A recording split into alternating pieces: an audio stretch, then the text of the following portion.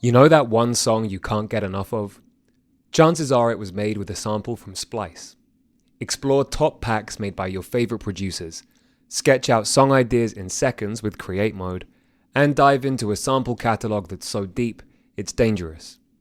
Find out why Splice is the industry's not-so-secret secret. Visit splice.com and try for free today. Welcome to the Fader interview. I'm Alex Robert Ross, editorial director of The Fader. Lindsey Jordan rose to cult fame as Snail Mail by amplifying the unscathed agony and ecstasy of an adolescent crush. Her 2018 debut album, Lush, vaulted the prodigal Baltimore then-teenager to near instant indie stardom. Adjusting to life in the spotlight brought its difficulties, but none as harrowing as coming to terms with the fact that her outlook on love had been more than a little idealistic. But rather than building her walls up upon realizing this, Jordan took a sledgehammer to whatever barricades existed in the first place. Earlier this year, she traded her New York apartment for producer Brad Cook's North Carolina studio and wound up with a new album, Valentine, which dodges the idea that heartbreak can be neatly resolved. Instead, she aims straight for the tattered desire and fury and general malaise that lie in love's wake. A few days before Valentine's release, The Fader's Salvatore Maicki caught up with Jordan to discuss its many emotional revelations, the pitfalls of being labelled as a queer artist, and the one snail mail conspiracy theory that irks her to no end.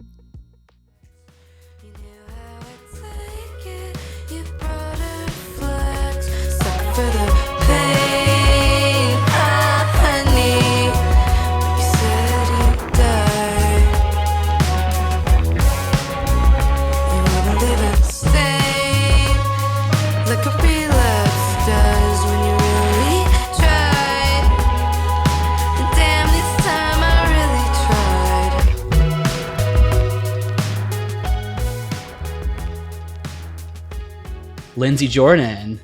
Sal Maicki. It's so good to have you here in the office, in person, talking Valentine. Thanks for having me. I'm excited to be here. Of course. It's been a minute. I mean, not too many minutes, but we haven't had the time to properly sit down and catch up in a minute. So it's true. Yeah. It's been a wild few years, huh?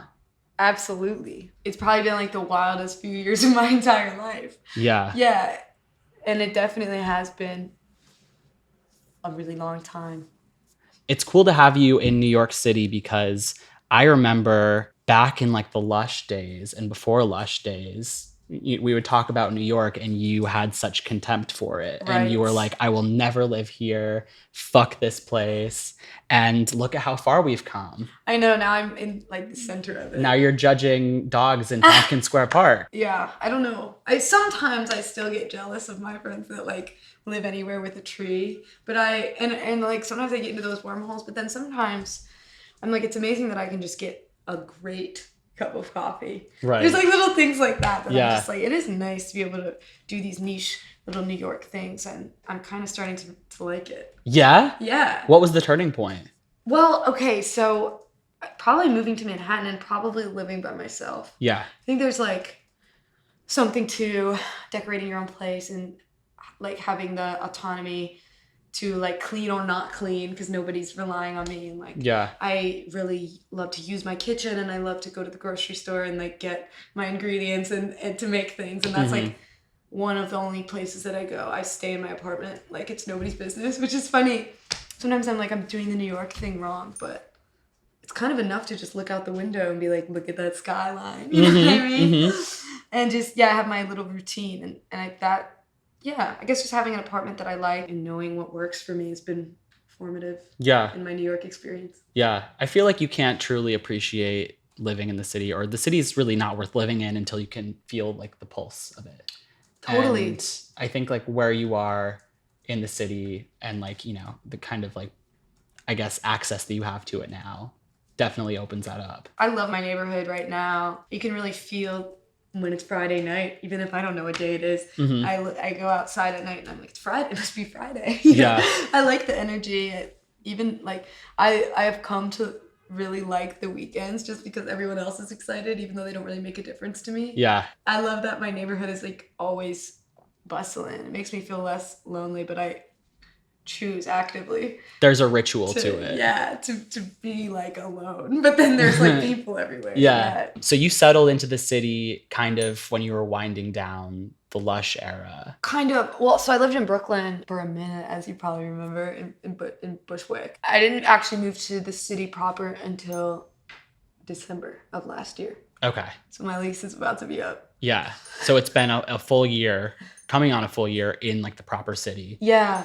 But Bushwick and Brooklyn was kind of like the winding down from touring Lush. I moved to Brooklyn for the first time when I was 18, right after I graduated high school. Right. And then left. That was like Crown Heights or something? Yeah, and then my situation where I was living was just like not ideal. And I left and went back to Maryland and then came back to New York permanently when I was 19, I guess. Talk me through, I guess, that era of like coming back to New York, being in Bushwick, and, you know, you were kind of here, you were kind of still touring Lush. The Lush tour went on forever. Yeah, that was a distinct era. I mean, I feel like I was kind of experimenting with like everything that I missed out on, just being like, I'm living by myself. I can see my friends all the time. I can like kind of just enjoy adult life for a little while before I have to start doing this again. So that is a lot of what happened with pushing off making another record. Is I was like, I just need to have some life experience because I don't want to write about tour. So that time period was very much about pretending there wasn't something I had to be doing. Yeah. And it was actually super important to what ended up being on the record because I had a lot of life experience during that time. Well, when did you finally stop touring that album? Not until the end of 2019, I think, because we did like a victory lap tour, which was probably the most fun I've ever had on a tour because it was like, you could really, all the fruits of our labors were like totally just like right in front of us. Right. But then ending that tour was terrifying because that just meant I had to make another record and from scratch, basically. Because I almost wrote nothing during those touring years. And you go from all of this noise and bustle and moving from place to place to silence. Totally. Was that jarring for you? It was horrible. I mean, having to start over from a place of being like, okay, so I'm an adult now, and like people are obsessed with the music that I wrote by being like an innocent teenager, which is weird because I was trying to so desperately to figure out what it was that people liked so much, and I just wasn't far enough away from the project to think about it like that. So I kind of just put it off until I really felt like I needed to make music in order to process my feelings. Yeah. I was like, it's become a coping technique again, which just means the songs are probably gonna be good. Right.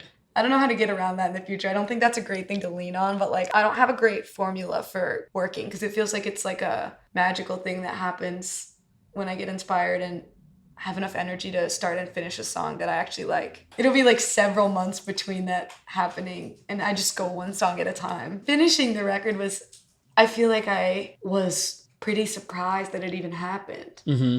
When it finally got done, I was like... It's kind of a blaze of glory. Yeah. I mean, every time I write a song, I'm like, oh my God, thank God. Because it's just so random, like when it happens and when it doesn't. Inspiration like has to strike. And it's really... That's the nature of writing, right? Totally. And if you choose to do it by yourself, which I'm not trying to work with any writers. I'm not trying to have anybody in my space while I'm trying to think. Then it's just the most isolating thing ever. Being like, it's kind of like up to me to like keep my career afloat. And sometimes that's a pretty harsh reality. Totally. There's no one to kind of push you. It's really just, trying to push yourself and push the words out. Right. And it's 90% just staring at the screen like, what the fuck is going on? 98. Yeah. Before we get into the record, I do want to talk a little bit about, the Lush of it all. Like, I listened to Lush for the first time, like in full, very recently this week. It's been a minute. Oh, I thought you meant ever. No. Listen, how else did you expect me to live my 2018? Yeah. But I will say, it is kind of staggering to listen to that record back now. Like, how did your relationship to those songs change in the years following? Because they're so of that time and of like, who you were at that time. Yeah. And that has obviously changed, but... It's super weird especially since we're playing them again on the tour coming up. So we've been practicing them, which is boring. Like, I'm like, who cares? Like, the next songs are better. Everyone cares, Everyone, you know? but the thing is, everyone cares. It's funny because I remember the songs coming out and me being like, these are genius, and everyone being like, it's so, like, purely teenager. And I was like, no, it's like, I'm ahead of my time. Like, I'm an adult. And now, like, I'm looking at it and I'm like, oh, this was, like, super teenager. Which is just funny because I just, every teenager thinks that they're, like, a prophet, and I definitely did after everyone told me I was. And then now I'm an adult, and like looking at it from the perspective of like somebody who's like worked so much, I'm like sometimes I just trap myself into talking into the third person. I worked so hard to like one up myself as a writer. It's really weird to look back at where I was sitting as the person who wrote Lush. And it's just like listening back is just like sad. So I'm like, oh man, I had this really positive outlook on everything and love and life, and it was all just super idealistic, which is cool. I'm glad I have that memory. Yeah. Well, I think a lot of people who were in your position and who were so hard-eyed and so just had like these optimistic visions of what like love was. I mean, listen back to Pristine, like I'll never love anyone else. Like a lot of people would be hardened and build their walls from that, from the first few heartbreaks. But what I'm so fascinated by in Valentine is it seems and feels like you took the complete other route and just went totally, like you just fully embraced, no, this is who I am and this is how I feel. Yeah, I mean, there's definitely softy representation on there. When I'm singing about like the certain instances that I'm singing about on the record, I think it was my Lush fulfillment time. A lot of the relationships that I'm singing about and stuff like were me putting that Lush like outlook on love, because it was my real outlook on love, like into practice. And then there's like angry songs and disappointed songs and like disillusioned songs where I'm realizing that idealism is harmful to everybody involved, which is horrible, because it's beautiful too, like to want like love to be how you imagine it and all that stuff. But at the end of the day, there's so many songs on Valentine where I'm just being like, oops, love is not between a person and a concept, it's between a human and a human, which just creates ugliness. Yeah. And there's a lot of disappointment in that, I think, and then it's like on the record. Yeah. And I'm actively processing it while I'm like writing these songs. And I kind of think all the stages of grief are on there too, just like without even realizing it. Absolutely. Somebody told me that and I was like, true. Yeah. And something about like Lush was, there was like this devastated crushing about it, but there was resolve to that. And on Valentine, I feel like there isn't the same resolve.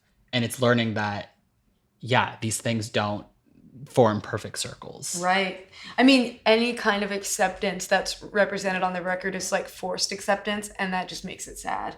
Like Mia, there's acceptance. You can't see on the podcast, but I'm doing air quotes. There's acceptance, like, because I'm like, okay, like, obviously I have to grow up. I don't get to just stay with this person. That's not how everything works. Like, it doesn't work how you imagine it, because life is, like, harsh. But I'm not necessarily being, like, excited to live with that information. I'm just, it's what has to happen, and there's a couple moments like that. I think C et al. Is kind of like that, too.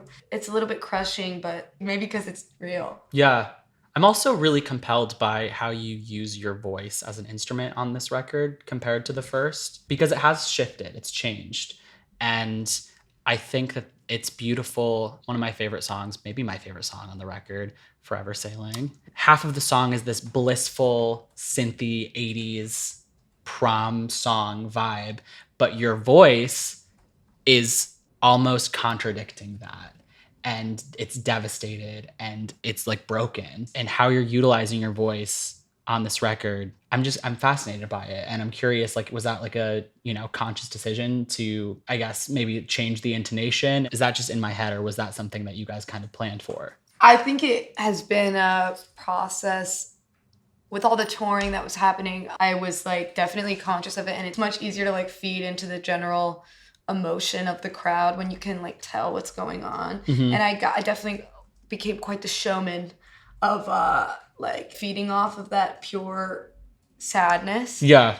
Because it is like infectious in like at a Snail Mail show. Yeah. You know, and that definitely a lot of those dynamics became inherent. There's also an element of I sang all the songs like a million different ways, and then we went through and like chose based on the takes. Yeah. Like what goes where. I am definitely in the process of like dealing with the fact that my voice has gotten lower. I'm always like, do I have polyps? I have an ear, nose, and throat appointment soon. And I'm like, why has it gotten so low, like hoarse? And I guess it's just like, yeah, it's instinctual because I've been practicing the like theatrics of it for so many years.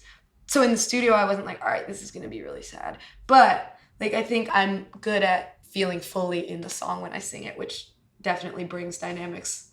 And like when you hear something and it sounds sad, it's just because I totally am sad when I'm singing it, you know?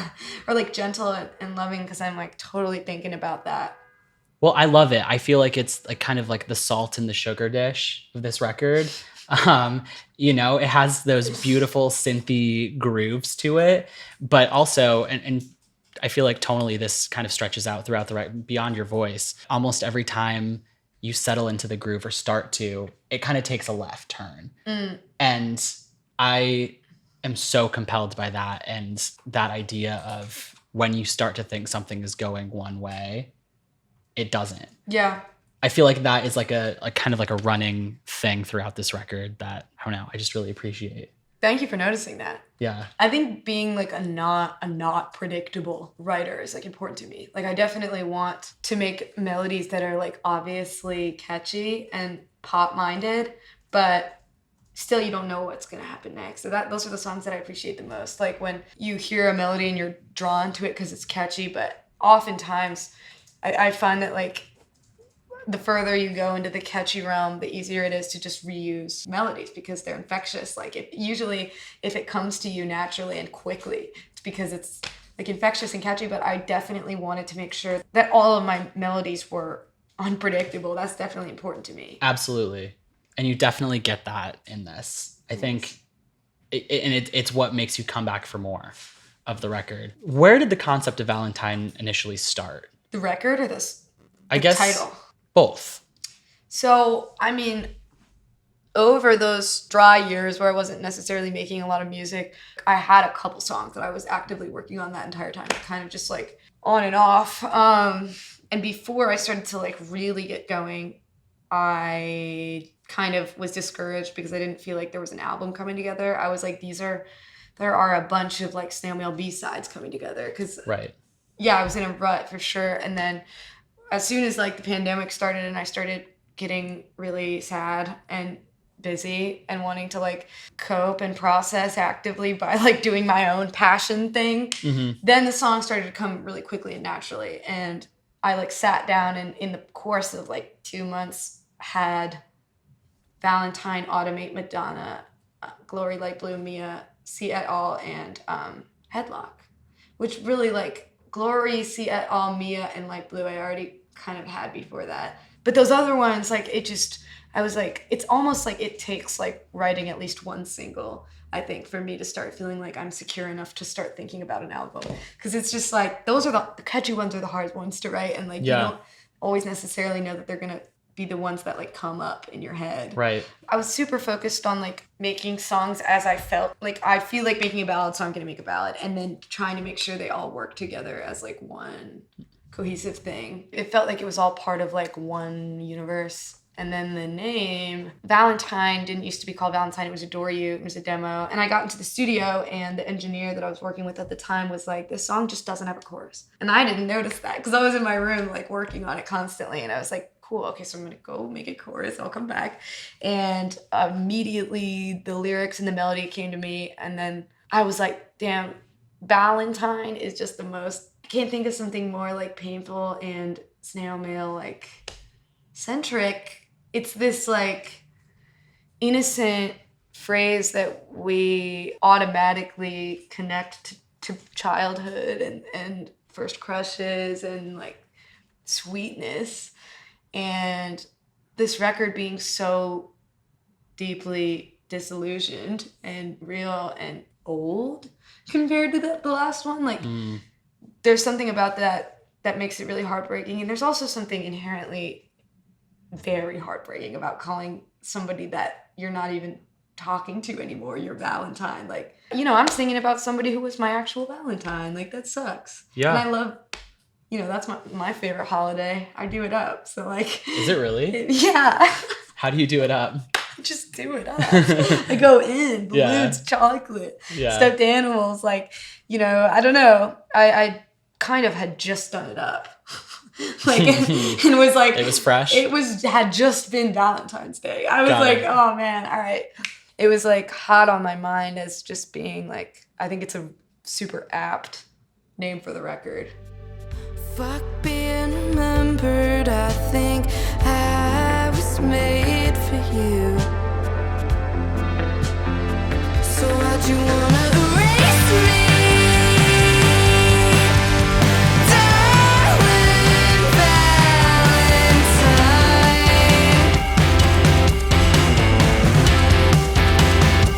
you'll always know where to find me when you change your mind.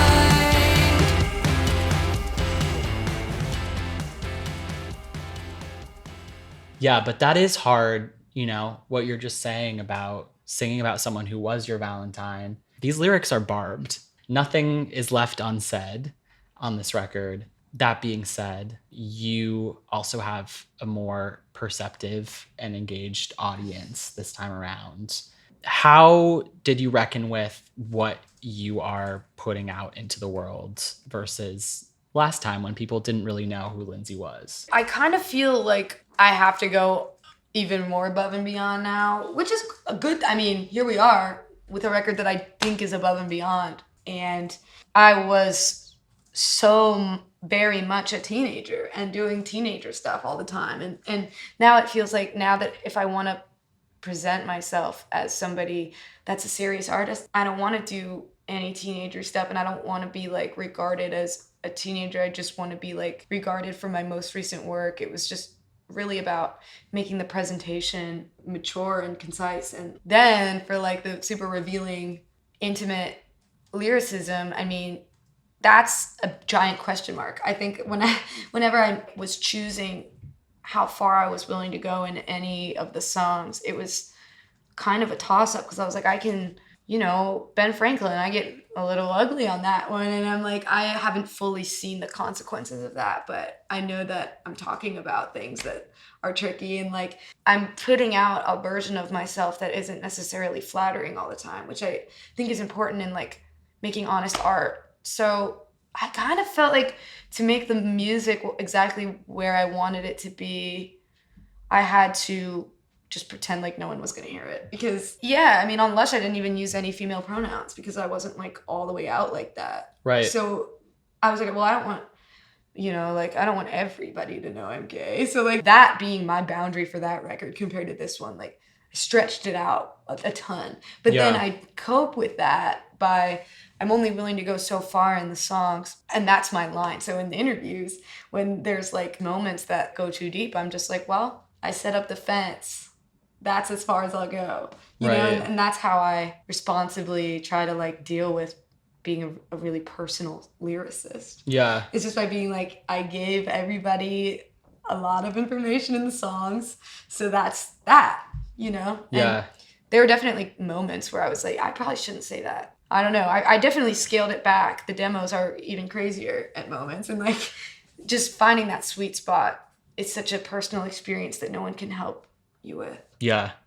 I feel like when Lush came out too, like we were still in like this cultural space where if you were to be completely open about your queerness at that point, it would have been like, listen to this queer musician who's breaking boundaries by being queer and existing. But now, like, we can, like, there is just an existence and an acceptance to it in a different way. Totally. And that's kind of cool, I think. All of the identity stuff is infuriating because, or at least the identity stuff that I have put on my desk, right? You know, like, because it's just, things are always spun with identity. And it's like, sometimes I don't necessarily like want to be a spokesperson, but I just can't help but go off. It's always like woman this, gay this, and it's like, it would be awesome to just be like a songwriter. I'm happy to be a beacon of representation for others. I just wish it wasn't the first thing sometimes. Right. You know? Yep. Because it is, the culture is changing, and that's an amazing thing. But at least for me personally, like paying more attention to that than the actual music, I feel like is belittling my identity. Absolutely. And just making it a tagline, Yeah. a headline, whatever. Like we don't need a preface. No, I don't think that we do. Right. North Carolina. Yes. That's where you recorded the record. How'd you end up there? Brad Cook, who was the co-producer of the record with me, was someone that I just knew from like being around. He was like, he's always at stuff, and I was like, I knew him to be like a really cool guy, and I was a big fan of his work. Grew up on so much Bon Iver, and I love Whitney and Waxahachie and stuff. Yeah. So, and I had only heard like amazing things about working with him, and I was kind of at a point where I just like needed somebody who already respected me, that I wasn't like, I knew I wouldn't have to show up as anything other than myself, and have respect and stuff like that, and have like acceptance and encouragement. I just, everybody who's ever worked with him is like, he's such a sweet guy, and he's just like so artist friendly and so like woman friendly, and like just like a great dude all around. And I ended up taking the leap and being like, cool, I'm just gonna try to make a couple songs with him. I loved working with him, and we ended up finishing up like what we had from my demos and putting them into like a real record. Pretty much all of it was getting done there. And then Forever, I wanted more time on. I started that at Brad's house, and then he like wouldn't help me with it, which was really sweet. He basically was just like, you got it. Like, I don't want my name on any of the like writer stuff, so you should just go finish it yourself. And I was like, true, I don't, and that, but I was running short on time, so I was like, ooh, like, who wants to help me? And he was like, no, like, go finish it. So I was in his guest room just shredding my way through that song, and by the time we were out of studio time, I realized I wanted more time to like edit and stuff, so I did most of it in my apartment for Forever.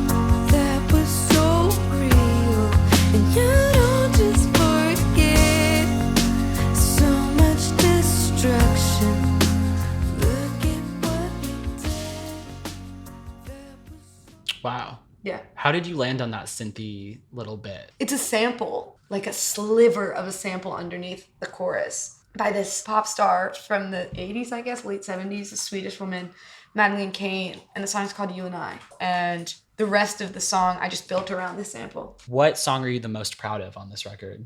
It's gotta be tied between that one and Automate for me. Automate is a stunner. Thank you. Yeah. I really hope that one doesn't go underappreciated and underrated. No, I think it's like the perfect penultimate like moment. It's the moment. It is. Yeah.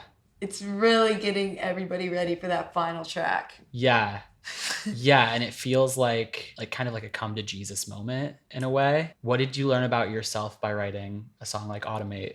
That song, out of all of them on the record, maybe other than like Headlock, there's like the most room for the most syllables. So I got to be really wordy, and then ended up taking almost a year on the lyrics, because I was like, I can't take this opportunity lightly to be wordy. So if I'm going to be wordy, like, I'm going to be very intentional with all my words. And little moments of like repetition, anytime anything gets repeated on that song, it's because it's important. The ending is my favorite thing I've ever written, like the bridge where the time signature thing kind of changes and the style of the song kind of changes.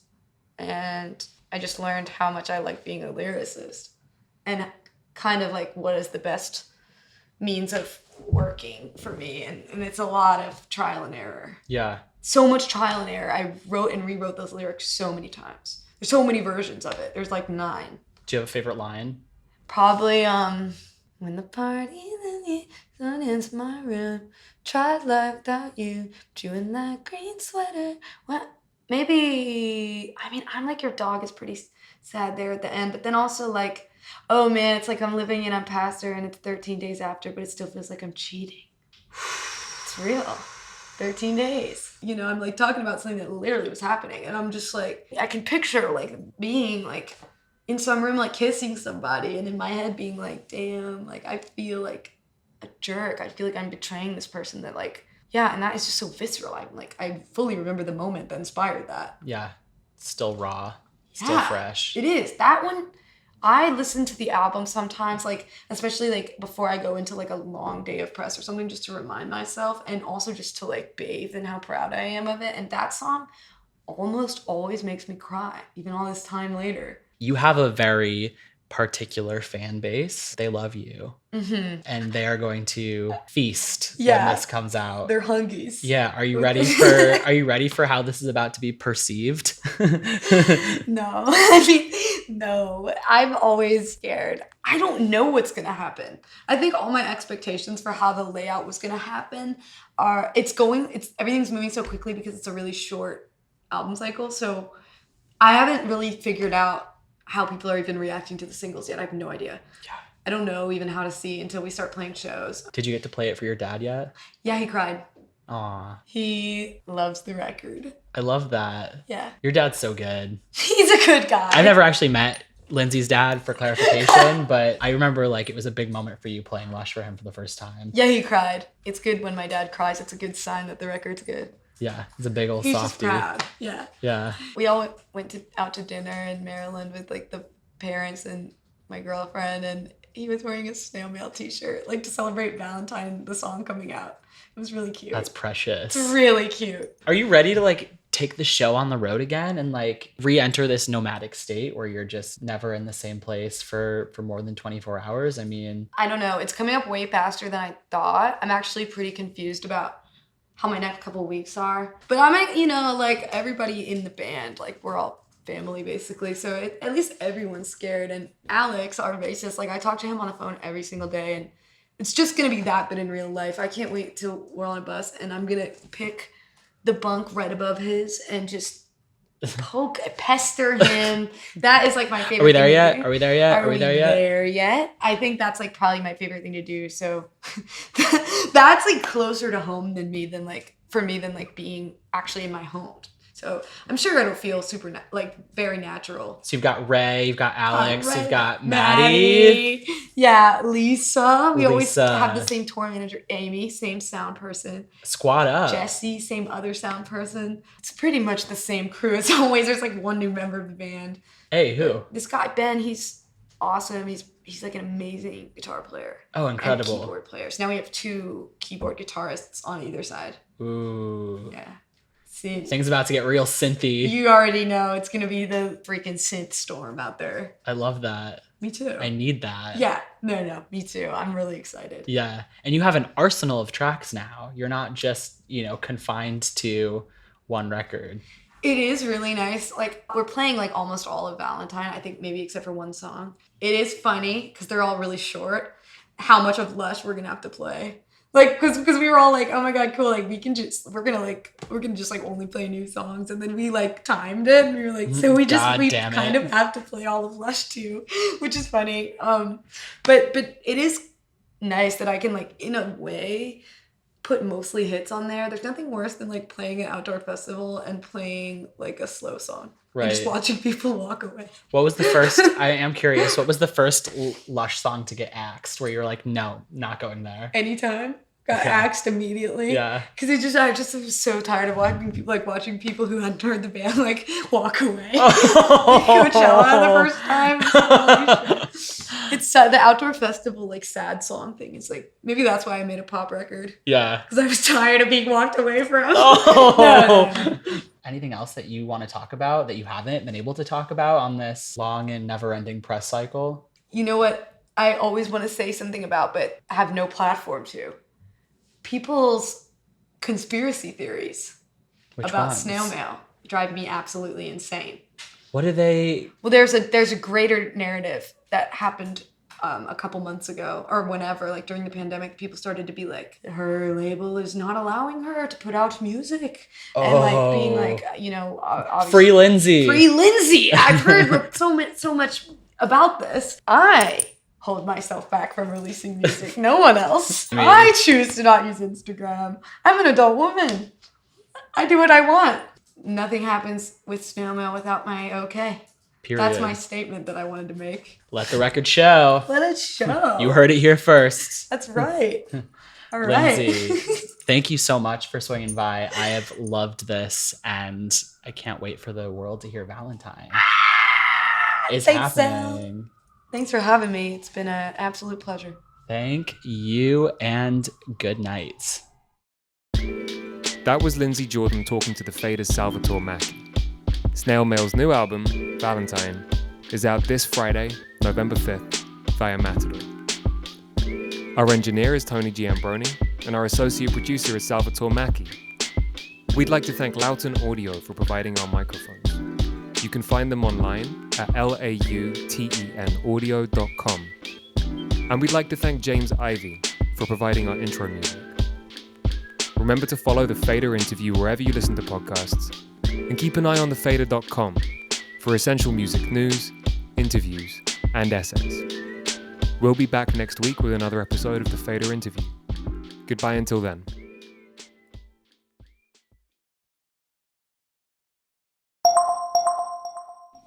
You know that one song you can't get enough of? Chances are it was made with a sample from Splice.